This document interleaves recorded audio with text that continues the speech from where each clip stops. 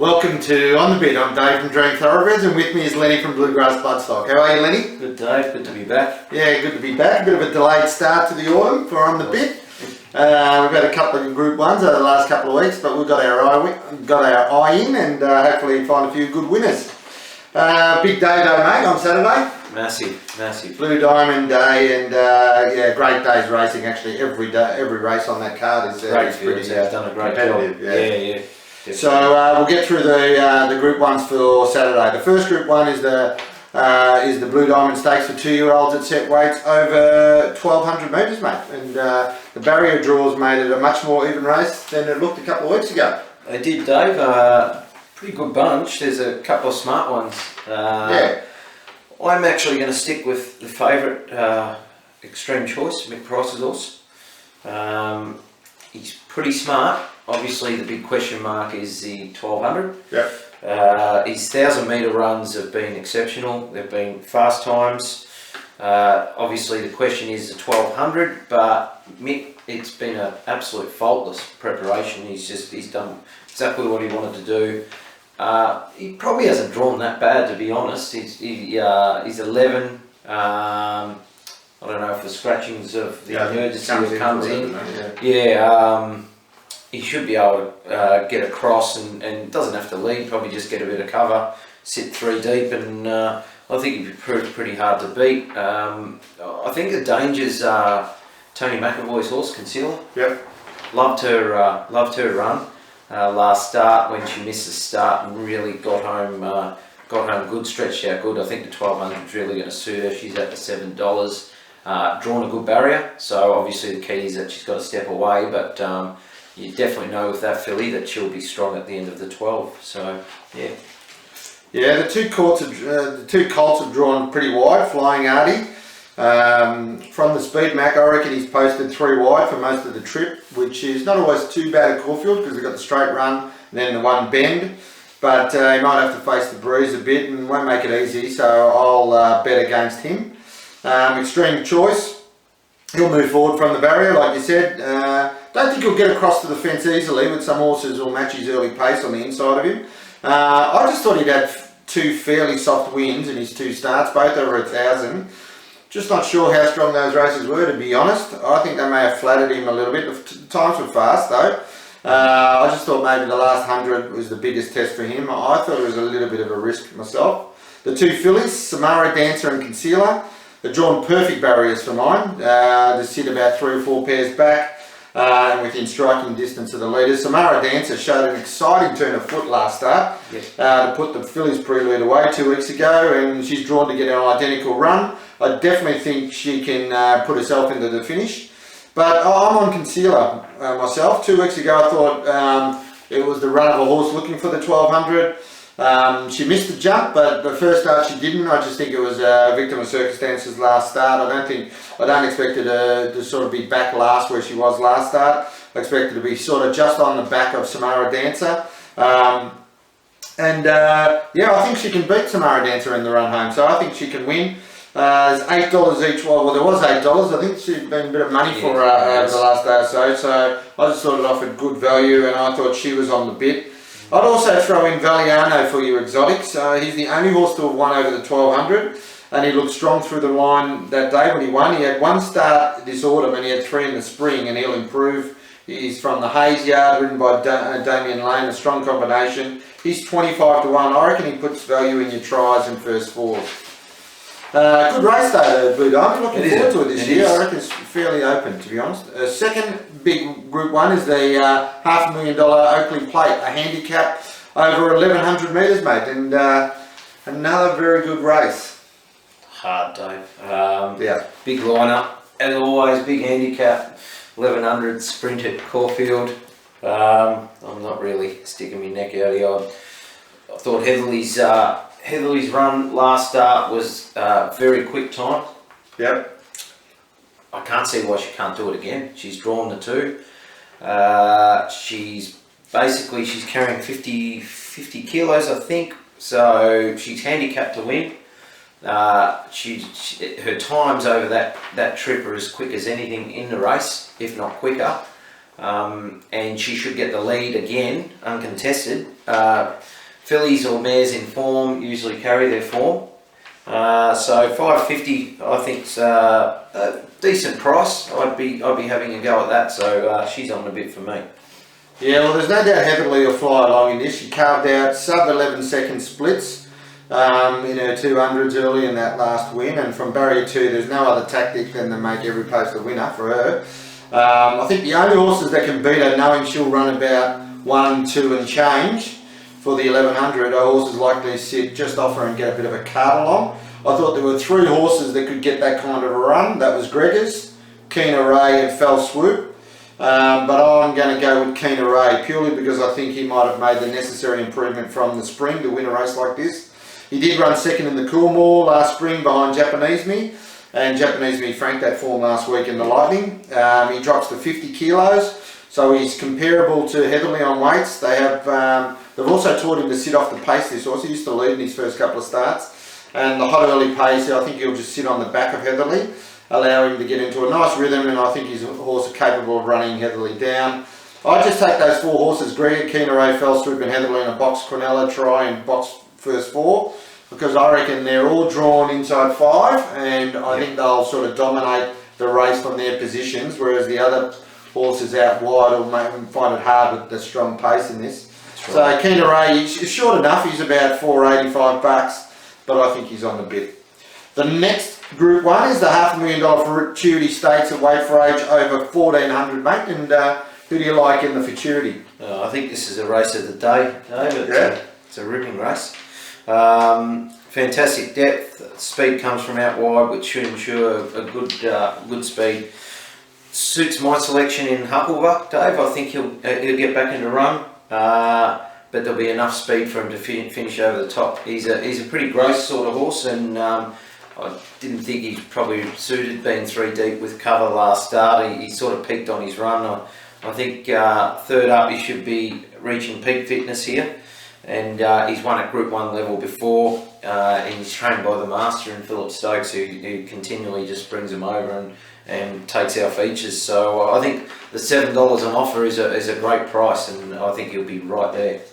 Yeah, I thought Termilise gets a soft lead here actually. I thought a lot softer than the work. He had to do a lot of work last start in the Ore 2 weeks ago to get to the front early. He's only sort of got to get past Entirely Platinum, which I think he will. And then he just ran out of legs the last 100 in the Ore, and I expect him to take huge improvement out of that run first up. He was well back that day. He had a good trial in New Zealand. I think the extra 2 weeks to help him settle in, the extra fitness, it'll be hard to run down on Saturday. I think he will look the winner everywhere, sort of around the post. I think his biggest danger is, I thought Boban was a huge run in that run in the Ore. I thought he's another horse will take huge improvement out of that run. He was ridden by Douglas White that day in the Ore. I just thought personally he lacked a bit of initiative on that horse to improve his position approaching the turn, and then he just left him too much work to do in the straight to pick them up, and he was storming home. And then G. Schofield goes on Saturday, so love him or hate him, you wouldn't want to sell a horse overseas with him, but goes back onto him on Saturday. He's got a great affinity with the horse. I think the smaller field will allow him to storm home, and I think he's the biggest danger to Termilise. I actually thought it was a moral Quinella, personally. I'll throw in Hucklebuck for third, trifecta. Termilise is about 320 fixed. Boban is about a juicy $9. I thought they were on the bit. Notice you've got the Peter Young, mate. I think that's a Group 2. Yeah, it is a Group 2. That's why I left it out of bold. Stable news, Lenny. Well, no, actually, sorry, there's a Group 1 in Sydney. We should go through that. Chipping Nording. Not much really to say in this, mate. Winks is $1.34. So keep it pretty short. She's running against a bunch of stayers who are probably building up for their grand finals later in the autumn. It's hard to see her getting beat here, and she's on the bit. But she's not much value to have a bet. Stable news, Lenny. Any stable news, mate, over the break? Just been pretty busy, Dave. Just at the sales in Gold Coast, and then we went to the Classic. Yep. And I was at Perth the other week, and now we're at Melbourne, and pretty happy with what we've purchased. Really happy, actually. I think it's been really tough, very competitive. The market's really strong, but very strong. I think we've bought well. I think we've bought some really nice horses this year, so looking forward to them getting broken in and going ahead. That's right. I mean, you've done a lot of work, and that's what makes it. Well, it doesn't make it easy in a sale, but all the work that you put in to go through every horse and analyse them, it makes it. We can pick out the sort of the stars in amongst them at good value. So we went to Magic Millions. We got a Denman colt, and then we've got two lovely fillies from the classic sale, an All-American filly and a Hinchinbrook filly. Hinchinbrook's on fire as a sire. And the Denman's closely related to Capitalist, very closely, so he won a Magic Million, so great sort of precocious horse to. And the All-American filly's related to You're So Good, who's a Group 1 performer as well. Yeah, and English Premier starts this weekend, over 750 lots. You've been there for 2 days doing some work. Yep. I'm going with you tomorrow. We'll be there Sunday. There's also a Syndicators Lounge there on Sunday, Monday, so if anybody wants to come down to Oakland's, which is just past Tullamarine, Oakland's English auction area, you can come down and see Dream Thoroughbreds in the Syndicators Lounge. And hopefully we'll find another couple, and we'll update you next week about what we find. And just a side note, anyone interested in Star Stable competition, the autumn season starting again next weekend, not this weekend, but get your teams in, and Dream Thoroughbreds is running a private competition again on a private league with a bit of a prize at the end, so I'll give you the private competition number in the credits later on. So best on breeding then, who's your best on breeding, mate? Kieran Ma's horse, Brockhoff, Dave. I reckon I might have made this a best on breeding once before. Yeah, nice horse. Lovely horse. Never went through public auction. He's by Longrow. He's been a champion stallion out of an unraced mare called Original Choice, who's by the emerging broodmare sign Redouts, who's featuring in a lot of pedigrees now. And she's in turn out of the very fast race mare Innovation Girl that won 10 races and nearly 1 million in prize money. So this bloke's already started to put the goods on the track, so I think he'll continue to do so. And good value on Saturday. One value bet for me is in Caulfield Race 5, number 1 Faulkner. I just thought he was the class horse of this race. Finished with a duck egg next to his name last start, but he didn't get much room in the straight. He was he's second up on Saturday, and his second up form's excellent. He's up to 1800, which will suit him also. He's had 2 starts at the 1800 for 1 win, 1 second. He was $8 each way. I thought that looked very juicy to me, so he's my on the bit value bet. On the bit special then, who's your on the bit special? Now I knew who this was, that's why I didn't label this as well, but I agree with you. Another Kieran Ma horse, so hopefully he has a big day. Race 9, number 10, Ascadelia. Yep. Very promising galloper on the way up. It was fantastic first up behind Tuscan Sling. She flew on over the 1200, steps up to 1400 here, which I think suits ideally second up. Prospect of very genuine speed should suit her, and her run on pattern. She's $2.70, but pretty class sort of horse, and it's well weighted as well, and I think there's better races in store for her, so that's my on the bit special. Yeah, I definitely think that this race Saturday suited her more than first up. I thought she might be a run short first up. So I did like her, but I also on the bit with Randwick Race 6, number 3 Solicit. She's running, she's a class mare in this race. She pushed Winks last start and decided to go back into a mare's race on Saturday, so she's just up against the mares. Thought she was well weighted. She should lob in front here and get a fairly soft lead. And I think she'll just be mighty hard to run down on Saturday. She's third up over 1400. She ran over 1400 last start. She's $2.50 fixed. I thought she looked on the bid special to me. I thought Exodalia and her were a good multi for the weekend. Off the bit, Lenny, who are you laying for the first time this autumn, mate? We start again, Dave. Yep. Off the bit, race 5, number 8, Bow Creek, Dave. I agree with this. It's come up $3.80 favourite. Yeah. He's in a good race at Group 2 level here. He's never won in 3 starts in Australia. I agree, yeah. He was good first up in New York, but was still beaten 3 lengths. Stays at the 14. That's a bit of a query. Yeah. Maybe might be wanting a 1500 or a mile. I think there's a few risks about him, and being a favourite, $3.80 favourite, I'm happy to lay him, and he's off the bit for me. And O'Shea has had no luck in Melbourne, have they? No, they haven't. Yeah, not in Melbourne. Big spruik on this horse, and I agree. I think he's far too short. I'm also off the bit with Caulfield Race 1, number 8, A Sign. This is an imported galloper from the Lloyd Williams yard. He won a benchmark 78 last start.